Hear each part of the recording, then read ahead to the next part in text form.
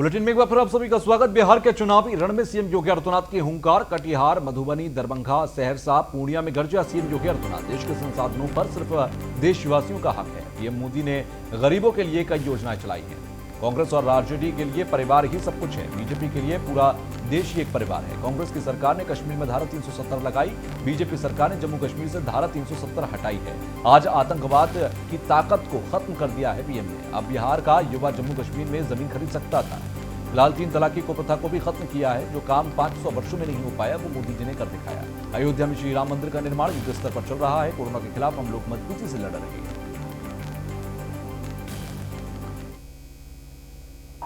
मोदी जी ने देश की जनता के सामने एक ही वायदा किया था।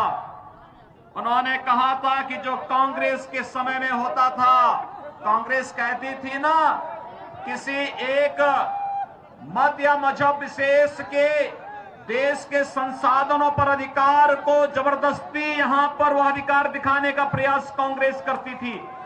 और मोदी जी ने कहा नहीं, इस देश के संसाधनों पर अधिकार इस देश के गरीबों का है, इस देश के किसानों का, इस देश के नौजवानों का है, इस देश की महिलाओं का है और समाज के प्रत्येक तबके का है। उन्होंने स्पष्ट किया कि हम विकास करेंगे सबका, लेकिन तुष्टीकरण किसी का नहीं करेंगे। देश की योजनाओं का लाभ समाज के प्रत्येक तबके को मिलेगा। इसमें जाति, मत, मजहब, क्षेत्र, भाषा ये नहीं देखा जाएगा। योजनाओं का लाभ प्रत्येक नागरिक को देंगे और देखते ही देखते 6 वर्ष के दौरान 3 करोड़ गरीबों को एक आवास उपलब्ध करा दिया। 4 करोड़ गरीबों को निःशुल्क विद्युत के कनेक्शन उपलब्ध करवा दिए गए। 8 करोड़ गरीबों के लिए रसोई गैस के निःशुल्क कनेक्शन उपलब्ध करवा दिए गए। और भाइयों बहनों, आपने देखा होगा 10 करोड़ गरीबों को निःशुल्क शौचालय उपलब्ध कराने का कार्य प्रधानमंत्री मोदी जी ने उपलब्ध कराया। 12 करोड़ किसानों को प्रधानमंत्री किसान सम्मान निधि का लाभ उपलब्ध कराया। 15 करोड़ नौजवानों के लिए प्रधानमंत्री मुद्रा योजना में आर्थिक स्वावलंबन का रास्ता खोला। 35 करोड़ गरीबों का जनधन अकाउंट खुलवा करके उन्हें देश के वित्तीय समावेशन के साथ जोड़ने का कार्य किया। और भाइयों बहनों, 50 करोड़ गरीबों को आयुष्मान भारत में 5 लाख रुपए सालाना स्वास्थ्य बीमा का कवर भी प्रधानमंत्री मोदी जी ने दिया। याद करिए किस मजबूती के साथ देश की लड़ाई को प्रधानमंत्री मोदी जी तेजी के साथ आगे बढ़ा रहे हैं। ये लड़ाई में इस देश की जनता जनार्दन का जब आशीर्वाद प्राप्त होता है, तब यह देश अपनी इस लड़ाई को मजबूती के साथ आगे बढ़ाता है। तब प्रधानमंत्री मोदी जी इस लड़ाई को तेजी के साथ आगे बढ़ाते हैं। याद करिए 2014 में जब प्रधानमंत्री मोदी जी पहली बार प्रधानमंत्री पद की शपथ लेते हैं, उस समय देश की जनता के सामने उन्होंने वायदे किए थे। उन्होंने कहा था तब, मैं जाति के नाम पर, परिवार के नाम पर, मत और मजहब के आधार पर नहीं, गांव के लिए, गरीब के लिए, किसान के लिए, नौजवान के लिए, महिलाओं के लिए और समाज के प्रत्येक तबके के लिए मैं काम करूंगा। और भाइयों बहनों, आपने देखा होगा किस मजबूती से काम किया है। आज देश के अंदर बिना भेदभाव के 3 करोड़ गरीबों को एक आवास उपलब्ध करा देना, 4 करोड़ गरीबों को निःशुल्क विद्युत का कनेक्शन उपलब्ध करा देना, 8 करोड़ गरीबों के लिए शौचालय की व्यवस्था उपलब्ध करवा देना, 10-12 करोड़ गरीबों के लिए किसान सम्मान निधि के माध्यम से प्रधानमंत्री किसान सम्मान निधि का लाभ दिला देना, 8 करोड़ गरीबों को निःशुल्क रसोई गैस का कनेक्शन उपलब्ध कराना, 15 करोड़ नौजवानों को प्रधानमंत्री मुद्रा योजना में लोन देकर के आर्थिक स्वावलंबन की ओर अग्रसर करना और भाइयों बहनों 35 करोड़ गरीब महिलाओं के बैंक में अकाउंट खुलवाने की व्यवस्था करना, 50 करोड़ गरीबों को आयुष्मान भारत में 5 लाख रुपए की स्वास्थ्य बीमा का कवर करना और 80 करोड़ गरीबों को इस कोरोना कालखंड में निःशुल्क राशन दिलाने का कार्य प्रधानमंत्री मोदी जी ने किया। 50 करोड़ गरीबों को आयुष्मान सुविधा का लाभ देना और 80 करोड़ गरीबों को निःशुल्क खाद्यान्न उपलब्ध कराने का कार्य प्रधानमंत्री मोदी जी ने किया। देश की जनता जनार्दन ने मोदी जी को दूसरी बार प्रधानमंत्री पद के लिए चुना। उन्होंने दूसरी बार प्रधानमंत्री पद का शपथ लेते ही देश की जनता से स्पष्ट कहा कि पहला कार्यकाल गरीबों के लिए और दूसरा कार्यकाल देश के उत्थान के लिए। और भाइयों बहनों, आज आपने देखा होगा जिस कांग्रेस के शासन के समय में आतंकवाद सिर चढ़ करके बोलता था, आज आतंकवाद की ताबूत पर अंतिम कील ठोक करके प्रधानमंत्री मोदी जी ने देश के अंदर से आतंकवाद को सदैव के लिए समाप्त करने का आह्वान कर दिया है। भारत की धरती पर आतंकवाद और नक्सलवाद के लिए जगह नहीं। भारत के युवाओं की ऊर्जा और प्रतिभा का लाभ यह देश लेकर के भारत को दुनिया की एक महाताकत के रूप में स्थापित करेगा। और आज कश्मीर से धारा 370 को समाप्त करने का कार्य हो या फिर महिलाओं के नारी गरिमा से जुड़े हुए मुद्दे को, आदि आबादी के सम्मान से जुड़े हुए मुद्दे को, 3 तलाक की कुप्रथा को सदैव के लिए समाप्त करने के लिए ये कदम प्रधानमंत्री मोदी जी ने उठाया। और भाइयों बहनों, जहां एक और मजबूती के साथ ये काम किया, मैं लोकसभा चुनाव के दौरान आया था, तब लोग मुझसे एक बात कहते थे कि योगी जी, मोदी जी प्रधानमंत्री हैं और आप उत्तर प्रदेश के मुख्यमंत्री हैं। भाजपा के कार्यकर्ता कहा करते थे कि रामलला हम आएंगे, मंदिर वहीं बनाएंगे, लेकिन क्या अब आप तिथि भी बताएंगे? और भाइयों बहनों, मुझे बताते हुए प्रसन्नता है, आपके इस धरती के लाल श्री कामेश्वर चौपाल जी इस बात के साक्षी हैं जब अयोध्या में भगवान राम के भव्य मंदिर का आधारशिला और कार्यक्रम का शुभारंभ देश के यशस्वी प्रधानमंत्री मोदी जी के करकमलों से प्रारंभ हुआ। 3 करोड़ गरीबों को मकान दे दिए, 4 करोड़ गरीबों को विद्युत का कनेक्शन उपलब्ध करा दिया, 8 करोड़ गरीबों को रसोई गैस का कनेक्शन उपलब्ध करवा दिया, 10 करोड़ गरीबों के लिए एक शौचालय उपलब्ध करवा दिया, 12 करोड़ किसानों को प्रधानमंत्री किसान सम्मान निधि का लाभ दे दिया, 15 करोड़ नौजवानों के लिए प्रधानमंत्री मुद्रा योजना में आर्थिक स्वावलंबन का रास्ता प्रशस्त कर दिया, 35 करोड़ गरीबों के बैंकों में अकाउंट खोल करके वित्तीय समावेशन के साथ उन्हें जोड़ने का कार्य किया, 50 करोड़ गरीबों को प्रधानमंत्री किसान सम्मान निधि में 5 लाख रुपए का स्वास्थ्य बीमा का कवर देने का कार्य किया।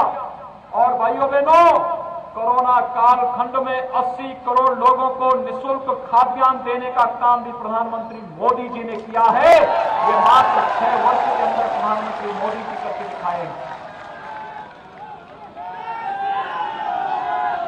प्रधानमंत्री मोदी जी का 6 साल का कार्यकाल गरीबों के लिए और कांग्रेस और राजद का 55 वर्ष का और 15 वर्ष का कार्यकाल भी अगर आप जोड़ देंगे तो भी वो मिलकर के भी इतना काम नहीं कर पाएगा।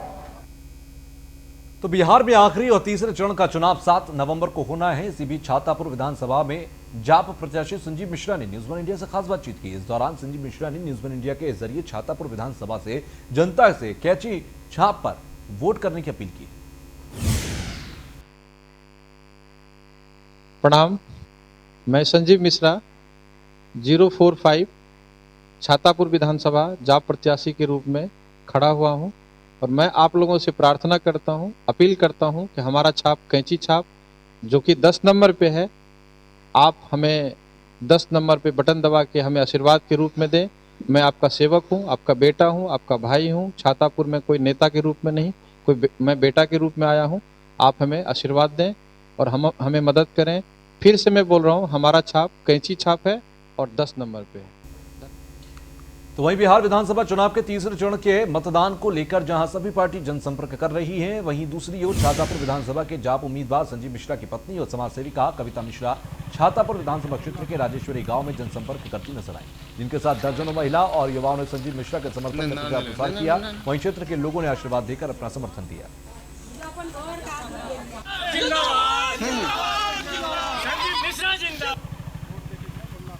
मिश्रा के समर्थन में घूम रहे हैं। यस, बहुत बदलाव होगा क्योंकि वो बिना कोई पद पे रहे हुए अपना इतना मतलब कि अच्छा से हम लोगों का गांव में प्रोग्रेसिंग किया है, सारा लाइटिंग व्यवस्था किया है, जहाँ पे रोड नहीं था वहाँ पे रोड का मुहैया करवाए हैं, सब कुछ अच्छा करवाए हैं। शिक्षा, स्वास्थ्य, हर चीज़ पे उनका नज़र है। अगर वो बन जाते हैं तो बहुत ही विकास होगा। तो नरकटियागंज विधानसभा क्षेत्र से एनसीपी के प्रत्याशी डॉक्टर मोहम्मद राशिद आजम के परिवार के ऊपर जानलेवा हमला हुआ। इस पर राशिद आजम का कहना है कि विरोधियों को अभी से ही हार का डर सता रहा है, इसलिए हमारे परिवार को निशाना बना रही है। साथ ही उन्होंने कहा कि वो कुछ भी कर लें, हम डरने वाले नहीं, इसका फैसला जनता करेगी। को बहुत ही गंदी गंदी गालियां दे रहा था। ये जो विरोधी हैं, ये राजनीति है, राजनीति को स्वच्छ बनाइए। हताशा में जीत हार ये जनता के ऊपर डिपेंड करती है, लेकिन अगर आपको हार का एहसास हो गया है तो इसका मतलब ये नहीं कि आप परिवार पे हमले कर दें। भाजपा बात तो करती है बहू बेटियों की सम्मान की, लेकिन महिलाओं पे हमला बहुत ही निंदनीय है। और ये सिर्फ मेरी माँ नहीं है, ये पूरे नरकटियागंज विधानसभा क्षेत्र की माँ है। आपकी बहू पे हमला हुआ है, आपकी बेटी पे हमला हुआ है, आपकी माँ पे हमला हुआ है। और मैं आप लोग से ये गुजारिश करता हूँ, मेरा यही निवेदन है कि आप इस हमले का जवाब कहीं भी हिंसक तरीके से नहीं देना है, और लेकिन इसका जवाब हम लोग देंगे। जो हताशा वो लोग दिखा रहे हैं, वो हताशा उनके परिणाम के दिन वाकई निराशा के रूप। तो ब्रेक के बाद एक बार फिर आप सभी का स्वागत। भिंड के अंदर दिखी दबंगों की दबंगई। दिन दहाड़े युवक का अपहरण कर लिया गया। घर का दरवाजा तोड़कर युवक को उठाकर ले गए बदमाश। युवक को गाड़ी में जबरदस्ती बिठाकर लेकर गए बदमाश। सूचना मिलने पर पुलिस ने कार्रवाई की है और पुलिस ने आरोपियों को गिरफ्तार भी किया। देहात थाना क्षेत्र के सीता कॉलोनी का यह पूरा मामला है।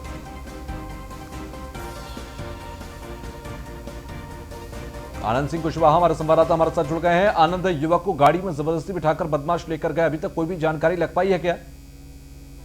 जी बिल्कुल, आपको बता दें, रात को करीबन 10 बजे का मामला है। अज्ञात बदमाशों द्वारा एक युवक को जबरन घर से निकालकर गाड़ी में बैठाकर ले जा रहे थे, लेकिन सदर पुलिस बल मौके पर पहुंचा और उन्होंने अज्ञात आरोपियों को पकड़कर उन्हें नामजद कर FIR दर्ज की है। ठीक है, बहुत बहुत शुक्रिया हमसे जुड़ने के लिए।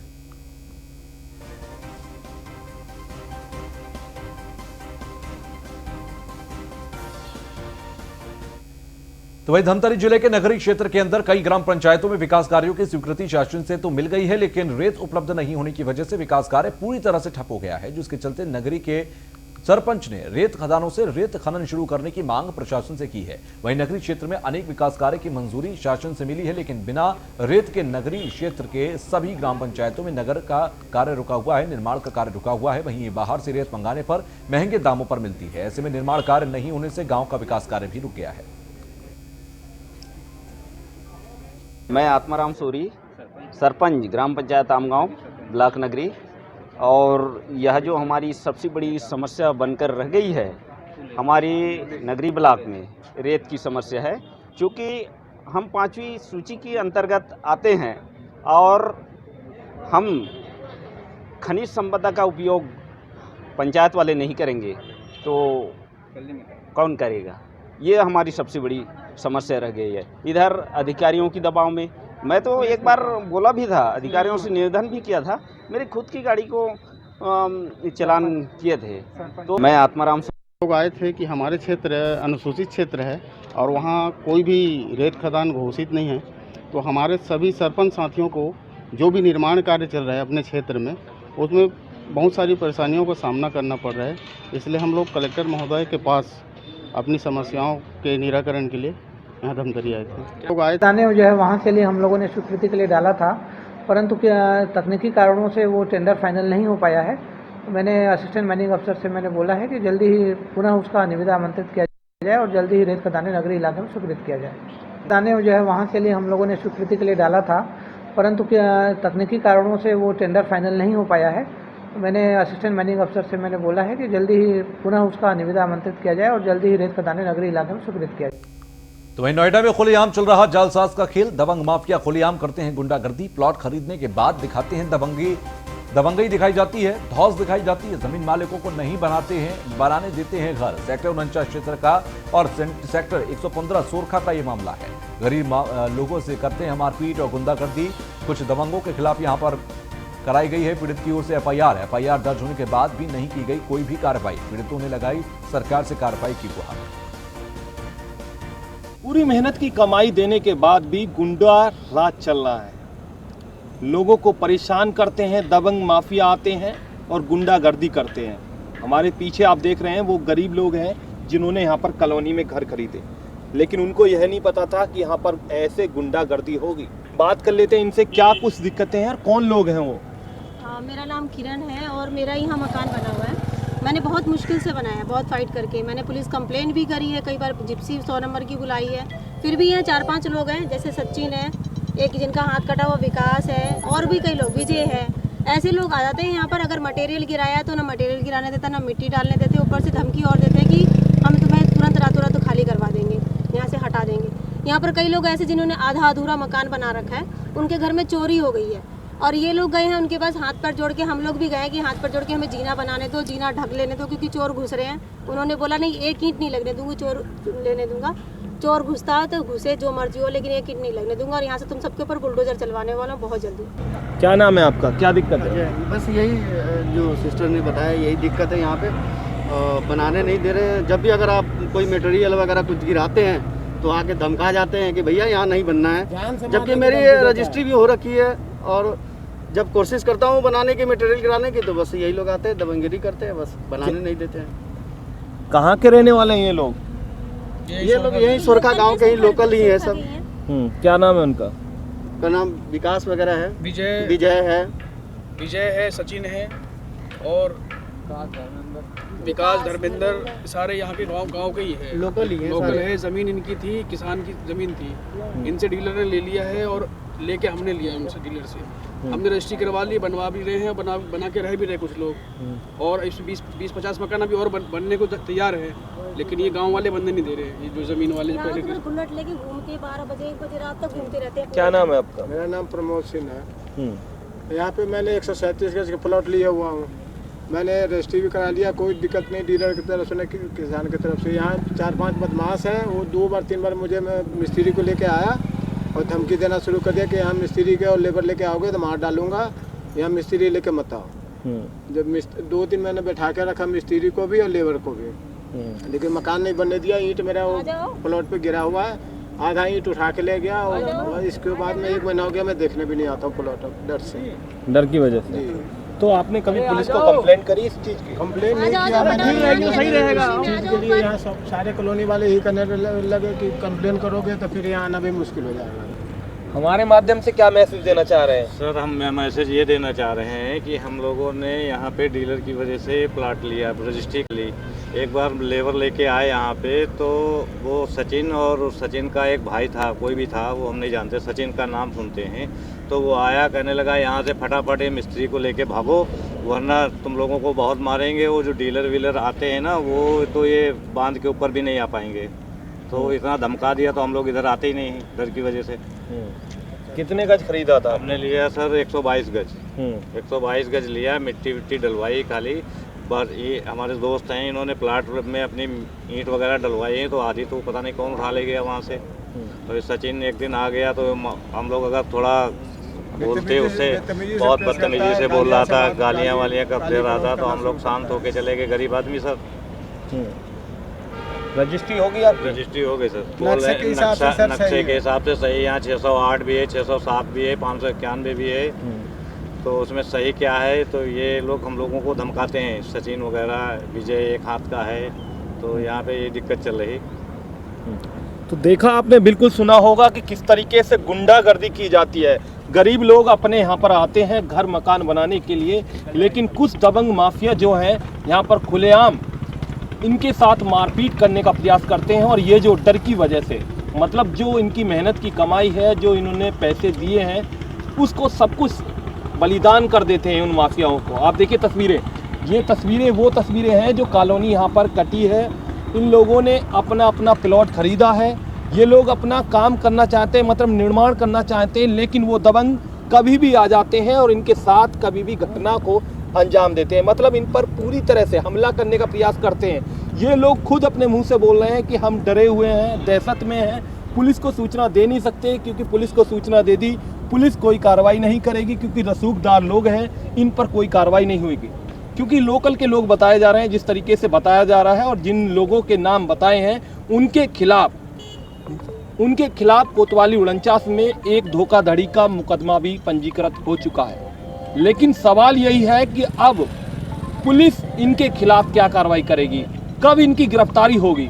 सबसे बड़ी बात यही है कि लगातार इस तरीके से गुंडागर्दी कर रहे हैं और जो गरीब लोग हैं वो पूरी तरह से दहशत में हैं। लेकिन सरकार से भी गुहार लगा रहे हैं, लेकिन अब कार्रवाई क्या होती है यही बड़ी बात रहेगी।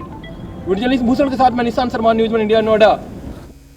तो इसी के साथ फिलहाल के लिए बुलेटिन में बस इतना ही। आगे भी खबरों का सिलसिला लगातार जारी रहेगा। देखते रहिए न्यूज़ वन इंडिया। नमस्कार।